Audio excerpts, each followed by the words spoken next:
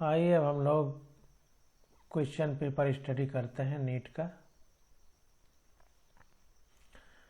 तो जो हमने एनसीईआरटी पढ़ी है तो उसी के एक एक खंड का क्वेश्चन एमटीजी अंसाल में रखा गया है, तो उसी को देखते हैं। तो पहला है एटॉमिक मॉडल, यानी परमाणु मॉडल पर आधारित कितने क्वेश्चन हैं। तो कह रहा है the number of proton, neutron and electron in L U 71, 175 respectively are. कहने का मतलब ये है कि हमको एक परमाणु दे दिया है एलयू का, उसका जो है परमाणु संख्या 71 है और द्रव्यमान संख्या 175 है। तो उसमें प्रोटॉन, न्यूट्रॉन और इलेक्ट्रॉन कितने कितने हैं। तो देखिए जो नीचे लिखा जाता है ये परमाणु संख्या है और यही प्रोटॉनों की संख्या के बराबर होती है। और अगर जो है हमारा ये उदासीन परमाणु है तो यही संख्या इलेक्ट्रॉनों की संख्या के बराबर होती है। और जो ऊपर वाली होती है ये प्रोटॉन प्लस न्यूट्रॉन के बराबर होती है। तो अगर देखा जाए तो यहाँ पर प्रोटॉन या इलेक्ट्रॉन हमारे पास 71 आ गए, और अगर हमको न्यूट्रॉन निकालना हो तो इसी 71 में घटा देंगे। तो न्यूट्रॉन ये आ गया प्रोटॉन और इलेक्ट्रॉनों की संख्या, और न्यूट्रॉनों की निकालना है तो ये 71 हमारा प्रोटॉन आ गए, और न्यूट्रॉन निकालना है तो ये जो 175 है, इसी 175 में अगर 71 घटा दें तो हमारा न्यूट्रॉन आ जाएगा। तो इस तरीके से हम लोग निकालेंगे, ये 104 आ जाएगा। तो 104 न्यूट्रॉन होंगे और 71 प्रोटॉन होंगे और 71 ही इलेक्ट्रॉन होंगे, क्योंकि ये उदासीन है। अब इसको देखते हैं। देखिए एलयू 71, 175, नंबर ऑफ प्रोटॉन बराबर नंबर ऑफ इलेक्ट्रॉन, प्रोटॉनों की संख्या बराबर इलेक्ट्रॉनों की संख्या बराबर एटॉमिक नंबर यानी परमाणु संख्या बराबर 71 हो गई। अब नंबर ऑफ न्यूट्रॉन बराबर मास नंबर यानी द्रव्यमान संख्या जो ऊपर लिखी है उसमें एटॉमिक नंबर यानी परमाणु संख्या घटा देंगे, या यूँ कहें कि प्रोटॉनों की संख्या घटा देंगे, या प्रोटॉनों की संख्या या उदासीन है तो इलेक्ट्रॉनों की संख्या वही हो जाएगी, तो हमारा न्यूट्रॉन की संख्या आ जाएगी। तो 175 में 71 घटा दिया तो 104 न्यूट्रॉन आ गए हमारे पास, इसलिए क्वेश्चन नंबर पहले का ए ऑप्शन हमारा करेक्ट हो गया। क्वेश्चन नंबर 2 देखते हैं। कह रहा है कि Be+2 is iso electronic with which of the following ions. तो देखिए बेरिलियम है, बेरिलियम हमारा है, इसकी बाहरी कक्षा से 2 इलेक्ट्रॉन निकल गए। इलेक्ट्रॉन हमेशा आदान प्रदान जो होता है वो बाहरी कक्षा से ही होता है, क्योंकि बाहरी कक्षा नाभिक से दूर होती है तो नाभिक के आकर्षण बल कम उसमें लगता है, इसलिए उसका इलेक्ट्रॉन निकालना आसान होता है। तो इसलिए बाहरी कक्षा से ही इलेक्ट्रॉन निकलता है। आइसो इलेक्ट्रॉनिक का मतलब सम इलेक्ट्रॉनिक, मतलब ये जो 4 ऑप्शन दिए गए हैं इनमें से किसमें उतने ही इलेक्ट्रॉन हैं जितने इसमें हैं। तो इसको देखते हैं। तो यहाँ पर देखिए जो स्पीसीज है उसमें नंबर ऑफ इलेक्ट्रॉन कितने हैं। इसका जो परमाणु क्रमांक होता है Li Be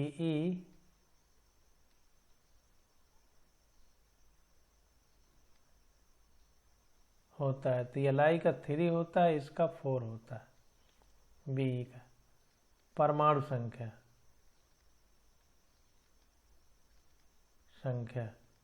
और यही परमाणु संख्या ही हमारी बराबर होती है प्रोटॉन के,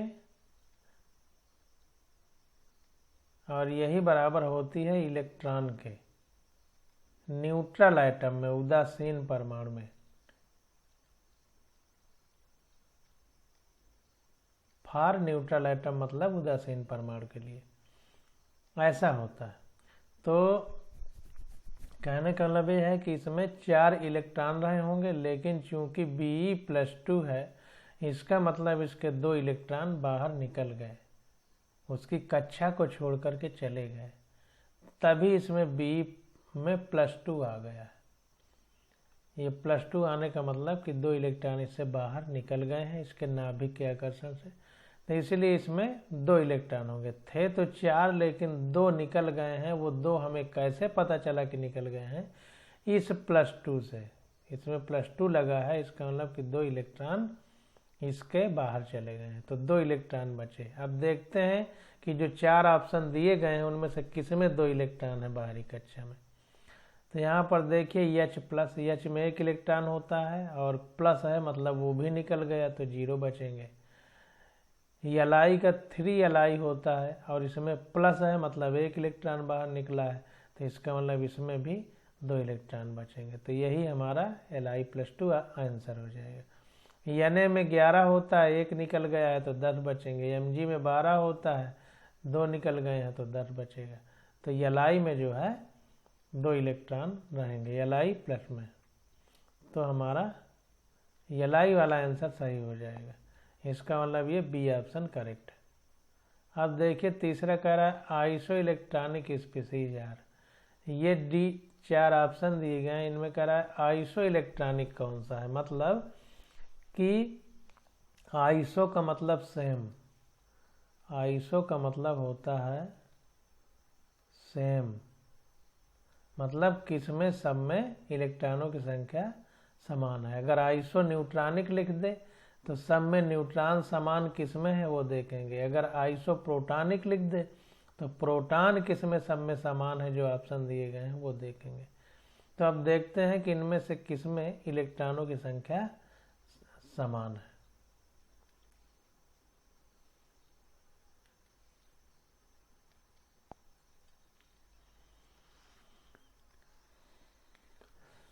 तो यहाँ पर देखिए species having same number of electron are called isoelectronic. अभी हमने बताया, तो वो कह रहा है कि ऐसी प्रजाति, स्पीसीज मीन्स प्रजाति, जिसमें इलेक्ट्रॉनों की संख्या समान हो उसको आइसो इलेक्ट्रॉनिक स्पीसीज कहते हैं। तो the number of electron in CO बराबर Cn माइनस बराबर NO प्लस बराबर C2 माइनस 2 बराबर 14। मतलब CO Cn minus NO plus और C2+2 में -2 में सब में 14 इलेक्ट्रॉन है, तो ये सब आइसो इलेक्ट्रॉनिक हो जाएंगे, यानी सम इलेक्ट्रॉनिक हो जाएंगे। तो अब इसको देख लेते हैं। C में 6, O में 8, C में 6 और N में 7 और एक माइनस है तो प्लस 1 और बढ़ा देंगे।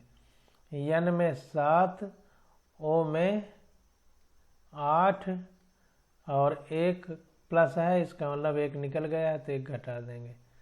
C में 12 और 2 हैं तो 2 का गुणा कर देंगे। C के 2 परमाणु हैं और 2 बाहर से आ गए हैं तो +2 कर देंगे। अब देख लीजिए, ये 7 6 13 1 14 हो गया, 8 7 15 में 1 गया 14 हो गया, 12 दूनी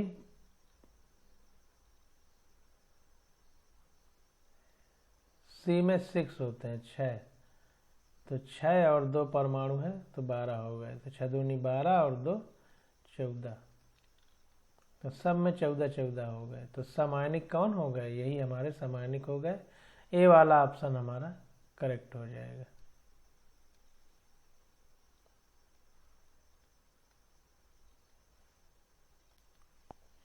क्वेश्चन नंबर 4 देखते हैं। कह रहा है that is iso electronic with CO। ये 4 जो दिए गए हैं इनमें से समायनिक कौन, CO किसके समायनिक है? तो देख लेते हैं। C में कितने हैं? C में 6 होते हैं, O में 8 होते हैं, 8 6 14 हो जाएगा 14। अब इसमें देखते हैं 14 किस में है। C में 6 हैं और प्लस, N में 7 है, एक निगेटिव है, एक और जुड़ जाएगा तो ये भी 14 है। पहला ही हमारा करेक्ट हो जाएगा। तो चौथे का पहला ऑप्शन हमारा करेक्ट होगा। चौथे का देखिए, पहला ऑप्शन करेक्ट है। Since both CO and Cn minus है 14 इलेक्ट्रॉन, यानी चूंकि, सिंस का मतलब चूंकि CO और Cn दोनों 14 इलेक्ट्रॉन रखते हैं, therefore these are isoelectronic species, इसलिए इनको सम इलेक्ट्रॉनिक प्रजाति कहा जाएगा। That is having same electron number of electron, कहने का मतलब कि दोनों में समान इलेक्ट्रॉन होंगे। पांचवा क्वेश्चन देखते हैं, कह रहा है which of the following is not iso electronic, इसको ध्यान दीजिए, आइसो इलेक्ट्रॉनिक नहीं है। तो देख लेते हैं सब में, नॉट को अंडरलाइन करिए क्योंकि यही पूछेगा नहीं है और आप उत्तर दे देंगे जो है, तो इसको ध्यान दीजिएगा, ऐसे ही नीट में घुमाता है। तो यन का जो है 7 है, 7n 14 लिखा जाता है, 7n 14 जो नीचे यही प्रोटॉनों की संख्या है और ये इलेक्ट्रॉनों की संख्या है उदासीन में, उदासीन परमाणु में। तो अगर ये उदासीन होता तो 7 है और 3 माइनस के हैं, तो 7 प्लस 3 माइनस के मतलब 3 इलेक्ट्रॉन और आ गए, तो 3 जुड़ जाएगा मतलब 10 हो जाएंगे। Na में 11 होता है, इसका 11 23 ये होता है, तो 11 है और 1 प्लस है मतलब 1 इलेक्ट्रॉन निकल गया है, तो 1 घटा देंगे तो 10 हो जाएगा। F का 9 होता है और 1 माइनस है, इसका मतलब 1 इलेक्ट्रॉन आ गया है, तो 1 जोड़ देंगे तो 10 हो जाएगा। तो ये तीनों जो है हमारे आइसो इलेक्ट्रॉनिक हो जाएंगे इसको छोड़ के। तो 3 ऑप्शन सही, इसको भी देख लेते हैं। इसका हमें परमाणु संख्या नहीं पता है, देखते हैं सॉल्यूशन में दिया होगा।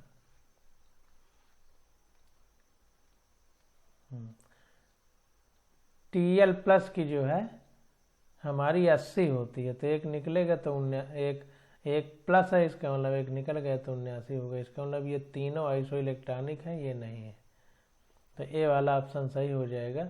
हमसे पूछ रहा था कौन नहीं है, तो ये हमारा आइसो इलेक्ट्रॉनिक नहीं है, तो ए वाला ऑप्शन करेक्ट हो जाएगा।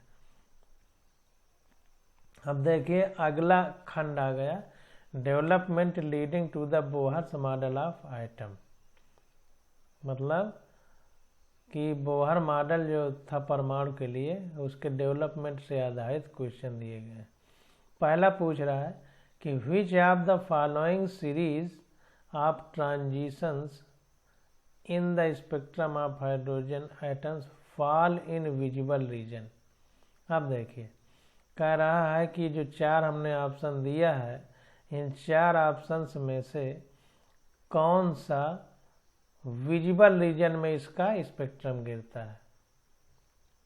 तो हमने बताया था आपको, विजिबल का मतलब दृश्य, तो लाइमन, बामर, पार्स्चन, ब्रैकेट और फंड इतने थे। ये हमारा अल्ट्रावायलेट था, ये विजिबल था, विजिबल मतलब दृश्य। सबको याद कर लीजिए, हमने बताया था कि जब क्वेश्चन करेंगे बार बार आएगा। ये अवरक्त था, ये भी अवरक्त था, ये भी अवरक्त था, मतलब ये अवरक्त था, ये दूर अवरक्त था, ये सुदूर अवरक्त था जब हम पढ़ते थे। अब तो सबको अवरक्त ही लिख दिया है, तो इसका मतलब हमारा दृश्य प्रकाश में बामर पड़ेगा। 6 का C ऑप्शन करेक्ट हो जाएगा, क्योंकि बामर श्रेणी दृश्य प्रकाश में पड़ती है। मैंने बताया था कि NCERT में जो लिखा है उसको याद कर लीजिए। तो 6 नंबर क्वेश्चन देखिए, बामर सीरीज अल्ट्रावायलेट रीजन यानी Lyman series ultraviolet region, Balmer series visible region यानी दृश्य प्रकाश, Paschen series infrared region, infrared का मतलब अवरक्त तरंगे जहाँ होंगी, ब्रैकेट इंफ्रारेड रीजन मतलब अवरक्त तरंगे, फंड भी इंफ्रारेड यानी दूर सुदूर अवरक्त तरंगे। क्वेश्चन नंबर 7 देखते हैं। कह रहा है कि calculate the energy in joule corresponding to light of wavelength 45 nanometre. देखो कितने आसान, कितने अच्छे क्वेश्चन आते हैं। अगर आप NCERT कर लें तो नीट का क्वेश्चन कोई ऐसा है ही नहीं जो ना निकले। तो यहाँ पर देखिए हमको तरंग दैर्ध्य दे दिया है, कह रहा है calculate the energy in joule. Joule में हमको एनर्जी कैलकुलेट करना है, और उसके अकॉर्डिंग लाइट यानी प्रकाश की तरंग दैर्घ्य कितना दे दिया है 45 नैनोमीटर। प्रकाश का वेग दे दिया है और प्लैंक कांस्टेंट, ये सब आपको दे देगा, परेशान होने की जरूरत नहीं है। लेकिन इंटरमीडिएट का एग्जाम जब देंगे तो उसमें ये आना चाहिए, क्योंकि उसमें नहीं देगा, आपको डायरेक्ट रखना पड़ेगा, तो इनको याद करना पड़ेगा।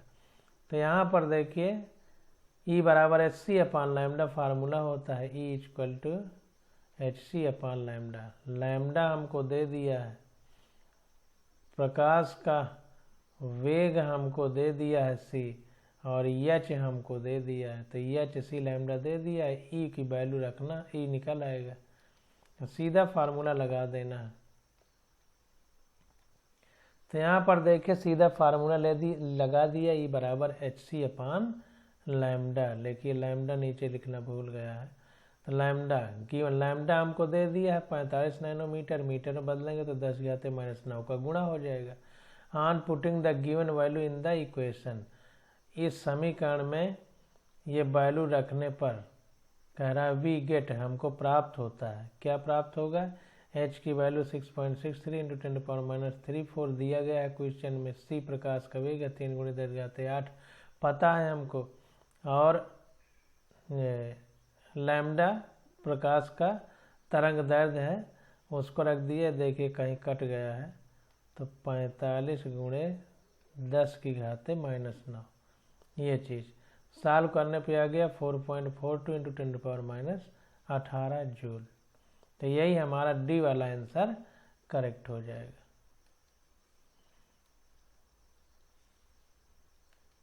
अब क्वेश्चन नंबर 8 देखते हैं। कह रहा है the value of Planck constant is 6.63 into 10⁻34 joule. जो प्लैंक कांस्टेंट है उसका मान कितना है, 6.63 × 10⁻⁻34 जूल। कह रहा है the speed of light is 3 into 10⁻17 nanometre प्रति सेकेंड। जो प्रकाश का वेग है वो 3 × 10⁻17 नैनोमीटर प्रति सेकेंड है। कह रहा है which value is closest to the wavelength in nanometre of a quantum of light with frequency of 6 into 10⁻15 प्रति सेकेंड। कह रहा है कि जो वेवलेंथ है ये इन जो मान दिए गए इनमें से किसके नज़दीक है, अगर हमारा जो लाइट है उसकी फ्रीक्वेंसी यानी आवृत्ति 6 × 10⁻15 प्रति सेकेंड हो या सेकेंड इनवर्स हो। तो इसको देखते हैं। सब कुछ तो दे दिया है, देखिए हमको h की वैल्यू दे दिया, c की वैल्यू दे दिया, न्यू की वैल्यू दे दिया है, सब कुछ तो दे दिया है।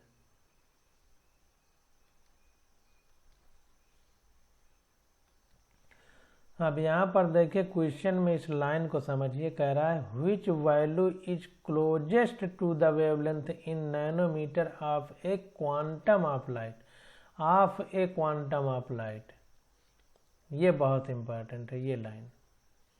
तो इस लाइन का कहने का मतलब है कि आप एक क्वांटम मतलब एक मोल के लिए हमको निकालना है, एक मोल के लिए। Of a quantum of light मतलब एक मोल के लिए हमको कैलकुलेट करना है, तो एक मोल के लिए हम लोग इसको निकालेंगे। अब यहाँ देखिए हमारा फार्मूला होता है ऊर्जा का E equal to H nu equal to hc upon lambda, ये फार्मूला होता है। ये एक फोटान के लिए है, एक फोटान की ऊर्जा, इसी एक फोटान को ही क्वांटा कहते हैं। ये एक फोटान के लिए। अब अगर हमको एक मोल फोटान का निकालना हो तो एक मोल जो है आवागाद्रो नंबर 6.02 इंटू 10⁻23 के बराबर होती है। तो जब एक मोल एक के लिए इतना है तो एक मोल के लिए इसी में आवागाद्रो नंबर का गुणा हो जाएगा। तो यहाँ पर देखिए आवागाद्रो नंबर का उसने गुणा कर दिया। तो अब देखते हैं h प्लैंक कांस्टेंट है तो 6.62 इंटू 10⁻27 इंटू c प्रकाश का वेग है 3 × 10⁻10 उसमें दिया गया है क्वेश्चन में, जो दिया गया है वही हम रखेंगे। और एक आवागाद्रो नंबर यानी एक मोल क्वांटा की वैल्यू कितनी होती है 6.02 इंटू 10⁻23 अपान लैम्डा हो जाएगा।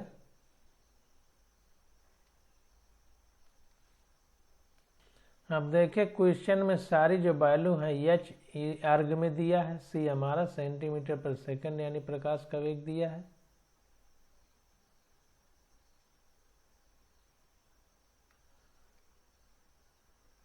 क्वेश्चन नंबर वो 9 है, हमको क्वेश्चन नंबर 8 करना है।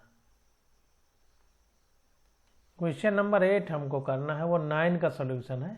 तो इसको फिर से देख लेते हैं। ये एच हमको दे दिया है, ये प्रकाश का वेग सी दे दिया है और फ्रीक्वेंसी न्यू दे दिया है, और वेव लेंथ हमसे पूछ रहा है। तो E equal to H C upon lambda equal to H nu, ये फार्मूला होता है हमको हमारा। और भी फार्मूले होते हैं, तो यहाँ पर एनर्जी नहीं दिया है तो ये फार्मूला हमारा नहीं लागू होगा। हम सीधा सीधा ये फार्मूला लगा देंगे, C equal to nu lambda लगा देंगे, तो lambda equal to C upon nu आ जाएगा, क्योंकि वेवलेंथ पूछ रहा है। तो C प्रकाश का वेग है 3 × 10⁻17, जो क्वेश्चन में दिया है वही रखना है। और V हमारा 15 दे दिया है, न्यू हमारा 15 दे दिया है, तो न्यू की वैल्यू रख देंगे तो 50 नैनोमीटर आ जाएगा। ये हमारा आंसर हो जाएगा 50 नैनोमीटर। इसको देखते हैं।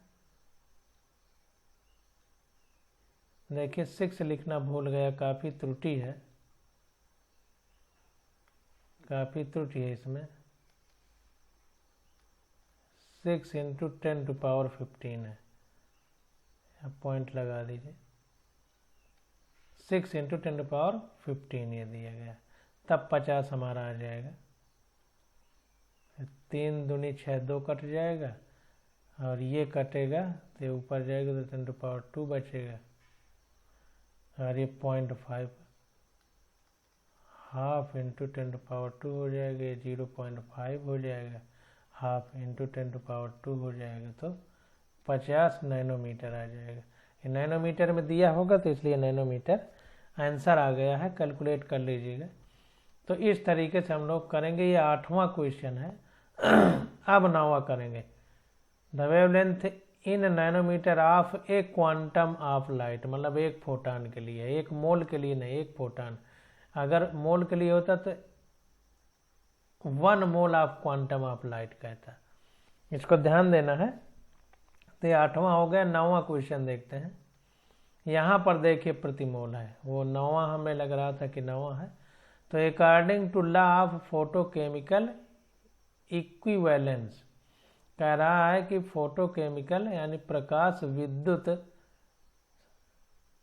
इक्विवेलेंस का मतलब संतुलन के अनुसार द एनर्जी एब्जॉर्ब्ड, जो प्रकाश की ऊर्जा अवशोषित हो रही है उसको किस में लेना है, अर्ग प्रतिमोल में लेना है। इज गिवन एस एच बराबर प्लैंक कांस्टेंट है, उसकी वैल्यू 6.62 × 10⁻27 अर्ग में दिया गया है। इसी प्रकार C बराबर प्रकाश का वेग 3 × 10⁻10 सेंटीमीटर प्रति सेकेंड, और प्रतिमोल, मोल का मतलब आवागाद्रो नंबर, एक मोल आवागाद्रो नंबर प्रतिमोल होता है, तो वही आवागाद्रो नंबर यानी इक्वल टू 6.02 × 10⁻23 प्रतिमोल दे दिया। तो कह रहा है कि एनर्जी क्या होगी अगर सब कुछ इस तरह दिया गया हो। तो अर्ग ये जो है CGS, MKS और CGS दो हमारी मात्रक की प्रणालियाँ होती थी, तो ये CGS में दे दिया है, सेंटीमीटर ग्राम इंटू सेकेंड वाली। तो इसमें देखते हैं, तो जो हमारा फार्मूला है वो फार्मूला हमारा E equal to HC upon lambda होता है। फार्मूला होता है E equal to HC upon lambda, ये एक फोटान के लिए, E इक्वल टू hc/λ बराबर hν होता था एक फोटॉन के लिए।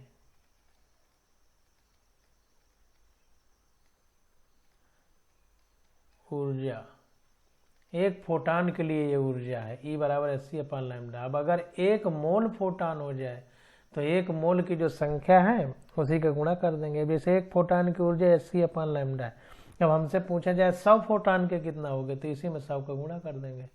तो कह दिया जाए एक मोल का कितना होगा तो एक मोल का गुणा कर देंगे, और एक मोल में आवागाद्रो नंबर के बराबर परमाणु होंगे तो आवागाद्रो नंबर का गुणा कर देंगे।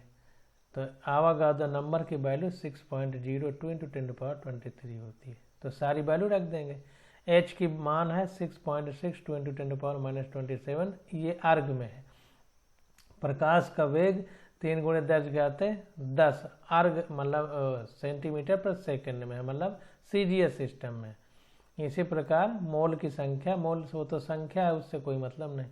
तो 6.62 × 10⁻23 अपान लैम्डा है तो लैम्डा तो सॉल्व किया गया तो आ गया 1.1955 × 10⁸ अपान लैम्डा, और सिंपल किया गया तो 1.196 × 10⁸ प्रति लैम्डा आ गया, या अपान लैम्डा अर्ग प्रति मोल में। ये अर्ग प्रति मोल जो मात्रक है CGS में, उसी के हिसाब से यहाँ मात्रक हो गया, और ये पहला ऑप्शन हमारा करेक्ट है, इसलिए पहला ऑप्शन ए वाला हमारा करेक्ट हो जाएगा। यहाँ पर देखिए, जब हमने सार्थक अंक पढ़ा था तो यहाँ पर देखा था, तो यहाँ पर देखिए 1 2 3 है, 1 2 3, तो 3 सार्थक अंक तक हम कैलकुलेट कर सकते थे, लेकिन यहाँ सार्थक अंक नहीं दिया। लेकिन फिर भी इस 5 को अगर हटाना है तो चूंकि 5 है और ये विषम है तो इसको 5 की जगह 6 कर देंगे, तो ये 6 कर दिए गए। सार्थक अंक पढ़ाए थे तो आपको बताया था। क्वेश्चन नंबर 10 देखते हैं।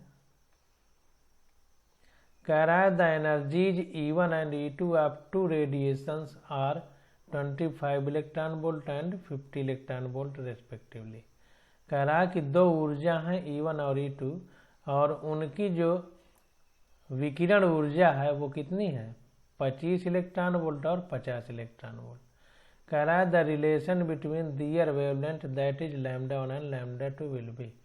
तो उनके जो वेवलेंथ यानी तरंग दैर्ध्य हैं उनको E1 वाले को λ1 मान लिया गया, E2 वाले को λ2, तो उनमें संबंध क्या होगा। तो देखिए E1 से 2 गुना है E2 की ऊर्जा, E1 की 50 है तो E2 की 2 गुना है। अब हमने फार्मूला पढ़ा था तरंग दैर्ध्य के फॉर्म में, E बराबर hc/λ, यानी E जो है वो व्युत्क्रमानुपाती है लैम्डा के। इसका मतलब लैम्डा अगर ये 2 गुना होगा तो ये उसका उल्टा आधा होगा, क्योंकि 2 का अगर 1/2 करेंगे तभी उल्टा हो पाएगा। तो देखिए दूसरा वाला E2 2 गुना है, तो इसका मतलब इसका वेवलेंथ आधा होगा, तो λ2 आधा होगा। तो ये डी वाला ऑप्शन हमारा मैच कर सकता है, इसको देख लेते हैं। कुल मिला के आधा होगा, अब जैसे भी होगा उसको निकाल लेंगे। अब यहाँ देखिए सॉल्व किया है तो λ2 आधा है λ1 का, λ2 व्युत्क्रमानुपाती है ना। क्वेश्चन देखते हैं। E1 E2 की ऊर्जा 2 गुना है, तो इसकी आवृत्ति 2 गुना होगी इसकी, क्योंकि आवृत्ति डायरेक्टली प्रोपोर्शनल होती है। E बराबर hν बराबर hc/λ। तो जिसकी ऊर्जा 2 गुनी है उसकी आवृत्ति 2 गुनी होगी, तो E2 की ऊर्जा 2 गुनी है E1 से, तो इसकी आवृत्ति 2 गुना होगी इसकी। लेकिन क्योंकि ऊर्जा का तरंग दैर्ध्य उल्टा है, व्युत्क्रमानुपाती है, तो ऊर्जा जिसकी 2 गुनी होगी तो उसका वेवलेंथ आधा होगा।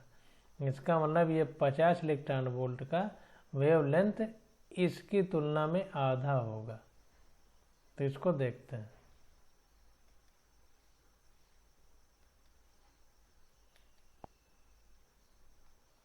तो देखिए यहाँ पर E1 बराबर H C upon lambda 1, E2 बराबर एच सी अपान लैम्डा 2, तो E1 अपान E2 कर दिया तो एच सी अपान लैम्डा 1 गुणे लैम्डा 2 बटे एच सी हो गया, क्योंकि ये प्लैंक कांस्टेंट और प्रकाश का वेग कभी बदलता नहीं, इनको वैसे ही रख दिया। अब ये दोनों कट जाएंगे तो लैम्डा 2 अपान लैम्डा 1 आ जाएगा। अब E1 प्रकाश का वेग, प्रकाश का ऊर्जा 50 इलेक्ट्रॉन वोल्ट है, E2 वाली E1 वाली 25 इलेक्ट्रॉन वोल्ट है, E2 वाली 50 इलेक्ट्रॉन वोल्ट है, तो ये आ गया लैम्डा 2 बटे लैम्डा 1, या इसी को कट जाएगा तो आधा हो जाएगा, तो 1/2 बराबर लैम्डा 2 अपान लैम्डा 1, यानी लैम्डा 1 बराबर 2 लैम्डा 2, यानी लैम्डा 1 दोगुना है लैम्डा 2 की। तो अभी हमने बताया ही था कि 25 इलेक्ट्रॉन वोल्ट और 50 इलेक्ट्रॉन वोल्ट, ये E2 है, ये E1 है, तो ये ऊर्जा आधी है इसकी, तो इसका मतलब इसकी वेवलेंथ दोगुना होगी E2 की, तो लैम्डा 2 देखो दोगुना है, इसकी दोगुना है।